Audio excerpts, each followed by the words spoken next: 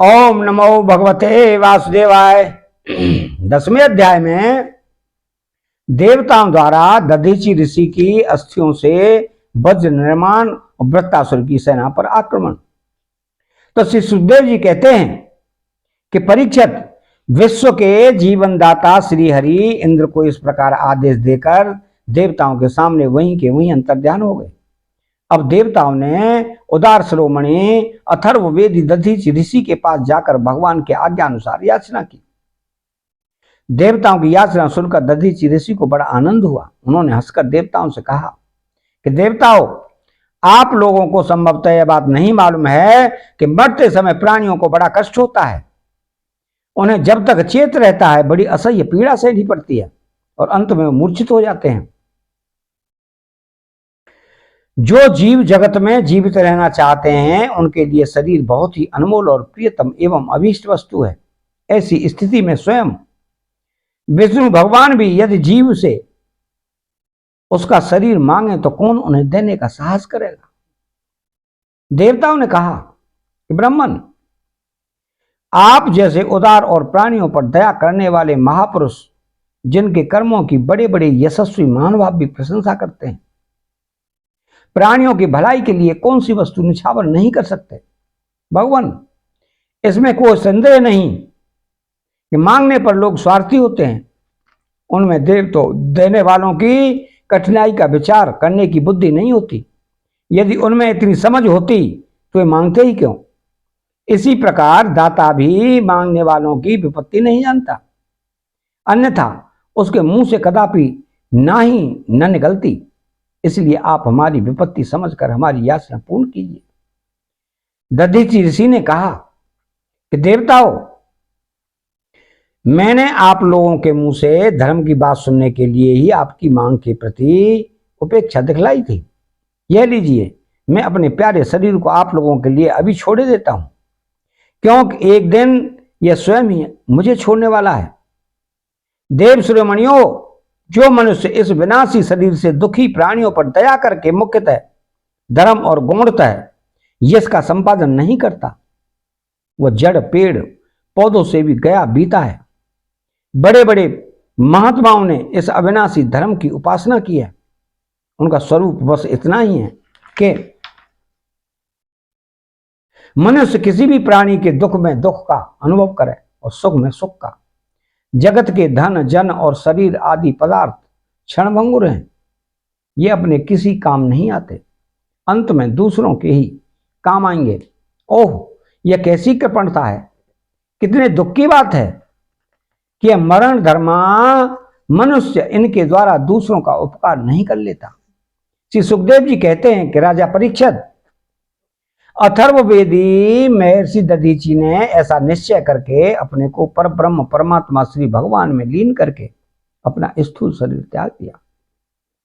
उनके इंद्रिय प्राण मन और बुद्धि संयत थे, दृष्टि तत्वमयी थी, उनके सारे बंधन कट चुके थे। अतः जब वे भगवान से अत्यंत युक्त होकर स्थित हो गए तब उन्हें इस बात का पता ही न चला कि मेरा शरीर छूट गया। भगवान की शक्ति पाकर इंद्र का बल पौरुष उन्नति की सीमा पर पहुंच गया। अब विश्वकर्मा जी ने दधीचि ऋषि की हड्डियों से वज्र बनाकर उन्हें दिया और उसे हाथ में लेकर ऐरावत हाथी पर सवार हुए। उनके साथ साथ सभी देवता लोग तैयार हो गए। बड़े बड़े से ऋषि मुनि देवतराज इंद्र की स्तुति करने लगे। अब उन्होंने त्रिलोकी को हर्षित करते हुए वृत्तासुर का वध करने के लिए उस पर पूरी शक्ति लगाकर धावा बोल दिया। ठीक वैसे ही जैसे भगवान रुद्र क्रोधित होकर स्वयं काल पर ही आक्रमण कर रहे हों। परीक्षित, वृत्तासुर भी दैत्य सेनापतियों की बहुत बड़ी सेना के साथ मोर्चे पर डटा हुआ था। जो वैवस्वत मनवंतर इस समय चल रहा है, इसकी पहली चतुर्युगी का त्रेता योग अभी आरंभ ही हुआ था। उसी समय नर्मदा तट पर देवताओं का दैत्यों के साथ यह भयंकर संग्राम हुआ। उस समय देवराज इंद्र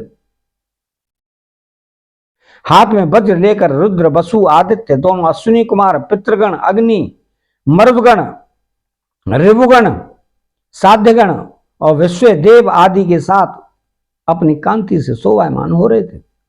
वृत्तासुर आदि दैत्य उनको अपने सामने आया देख और भी चिढ़ गए। तब नमुची, संबर, अनर्वा, द्विमूर्धा, ऋषभ, अंबर, हैग्रीव, शंकुशिरा, विप्रचित्ति, अयोमुख, पुलोमा, बृहस्पर्वा, प्रहेति, हेति, उत्कल, सुमाली, माली और हजारों दैत्य दानव एवं यक्ष राक्षस स्वर्ग के राज सात सामान से सुसज्जित होकर देवराज इंद्र को सेना को आगे बढ़ने से रोकने लगे। परीक्षित, उस समय देवताओं की सेना स्वयं मृत्यु के लिए भी अजेय थी। वे घमंडी असुर सिंहनाद करते हुए बड़ी सावधानी से देवसेना पर प्रहार करने लगे। उन लोगों ने गदा, परिधि, बाण, प्रास, मुदगर, तोमर, सूल, फरसे, तलवार, शतग्नि, भुसुंडी आदि अस्त्रों की बौछार से देवताओं को सब ओर से ढक दिया। पर एक इतने बाण चारों ओर से आ रहे थे कि उनसे ढक जाने के कारण देवता दिखलाई भी नहीं पड़ते थे। जैसे बादलों से ढक जाने पर आकाश के तारे नहीं दिखाई देते। परीक्षित, वह शस्त्रों और अस्त्रों की वर्षा देव सैनिकों को छू तक न सकी। उन्होंने अपने हस्त लाघव से आकाश में उनके हजार हजार टुकड़े कर दिए। जब असुरों के अस्त्र समाप्त हो गए तब वे देवताओं की सेना पर पर्वतों के शिखर, वृक्ष और पत्थर बरसाने लगे, परंतु देवताओं ने उन्हें पहले की ही भांति काट गिराया। परीक्षित, जब वृत्तासुर के अनुयायी असुरों ने देखा कि उनके असंख्य अस्त्र शस्त्र भी देव सेना का कुछ न कुछ बिगाड़ सके, यहां तक कि वृक्षों, चट्टानों और पहाड़ों के बड़े बड़े शिखरों से भी उनके शरीर पर खरोंच तक नहीं आई, सबके सब सकुशल हैं, तब तो वे बहुत डर गए। दैत्य लोग देवताओं को पराजित करने के लिए जो जो यत्न करते हुए सबके सब निष्फल हो जाते। ठीक वैसे ही जैसे भगवान श्री कृष्ण के द्वारा सुरक्षित भक्तों पर क्षुद्र मनुष्यों के कठोर और अमंगलमय दुर्वचनों का कोई प्रभाव नहीं पड़ता। भगवद्विमुखो असुर अपना प्रयत्न व्यर्थ देखकर उत्साह रहित हो गए। उनका वीरता का घमंड जाता रहा और वे अपने सरदार वृत्तासुर को युद्ध भूमि में ही छोड़कर भाग खड़े हुए, क्योंकि देवताओं ने उनका सारा बल पौरुष छीन लिया था।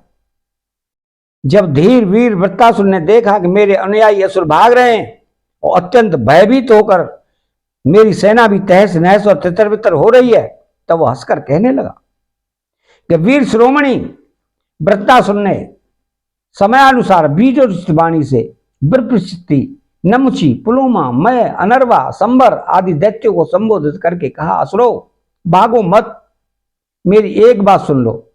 इसमें संदेह नहीं कि जो पैदा हुआ है उसे एक न एक दिन अवश्य मरना पड़ेगा। इस जगत में विधाता ने मृत्यु से बचने का कोई उपाय नहीं बताया है। ऐसी स्थिति में यदि मृत्यु के द्वारा स्वर्ग आदि लोक और श्रेयस भी मिल रहा है, तो ऐसा कौन बुद्धिमान है जो उस उत्तम मृत्यु को न अपनाएगा। संसार में दो प्रकार की मृत्यु परम दुर्लभ और श्रेष्ठ मानी गई है। एक तो योगी पुरुष का अपने प्राणों को बस में करके ब्रह्म चिंतन के द्वारा शरीर का परित्याग, और दूसरा युद्ध भूमि में सेना के आगे रहकर बिना पीठ दिखाए चूज मरना। तुम लोग भला ऐसा शुभ अवसर क्यों खो रहे हो। अतः 10वां अध्याय यहां समाप्त होता है। चैनल को सब्सक्राइब करें, बेल आइकन घंटी को दबाएं और कमेंट बॉक्स में श्री राधे कृष्णा लिखें। जय श्री कृष्णा।